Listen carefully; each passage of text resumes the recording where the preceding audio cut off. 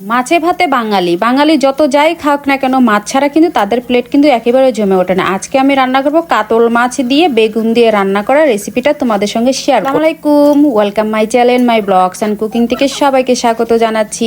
আমার চ্যানেলটাকে অবশ্যই ভালোবেসে লাইক কমেন্ট এবং সাবস্ক্রাইব করতে কিন্তু ভুলবে না। ভালোবাসার জায়গা থেকে তোমাদের কাছে আমার এটা চাওয়া। বেগুনগুলো আমি নিজে কেটে নিলাম, নেওয়ার পরে মশলা কষিয়েছি আমি। তারপর থেকে কি আমি কিন্তু আলুটা আগে দিয়েছিলাম, তারপরে হচ্ছে আমি এক চুলাতে আবার ফ্রাই প্যান বসিয়ে মাছটাকে ভাজতে দিলাম। বন্ধুরা, আমি তোমাদের সঙ্গে আমার রেগুলার লাইফে যে রান্নাগুলো থাকে আমি কিন্তু সেটাই শেয়ার করি। কেমন লাগে তোমাদের কাছে কোনো উপকারে আসে কিনা সেটা কিন্তু কমেন্ট করে বলতে কিন্তু ভুলো না। বন্ধুরা, তোমরা কোথায় থেকে আমার ভিডিওগুলো দেখো, কোন জেলা থেকে দেখো সেটা কিন্তু অবশ্যই কমেন্ট করে লেখো, এটা আমি খুবই খুশি হব। আলুগুলার ভিতরে আমি এখন বেগুনগুলা দিব, দিয়ে একটু লাড়বো। এটার ভিতরে কোনো রকম কোনো ঝোল দিব না, কারণ বেগুন তো এই জন্য একটুখানি এই মশলার ভিতরে লাড়বো। লাড়ার পরে দিয়ে আমি পরবর্তীতে ঝোল দিব। গরম পানি করে রেখেছিলাম আমি, সেটা এখন গরম পানিটাই আমি এটার ভিতরে দিয়ে দিচ্ছি ঝোল হিসেবে, কারণ আমি কখনো ঠান্ডা পানিটা দেই না। এতে করে খুবই ভালো হয়, গরম পানিটা দিলে তরকারির ঝোলের টেস্টটাও বাড়ে। ভেজে রাখা যে কাতল মাছটা যেটা আছে আমি সেটা একে একে করে সবগুলো দিয়ে দিলাম। এখন এই যে দেখো টকবক করে কিন্তু বলক উঠেছিল, আর আমি ধনে পাতাটা যখন দিয়েছি তখন কিন্তু কারেন্ট ছিল না দেখে শুট করতে পারি। মাশাআল্লাহ, রান্নাটা কিন্তু অলরেডি হয়েছে। কেমন হয়েছে অবশ্যই কিন্তু বলবে,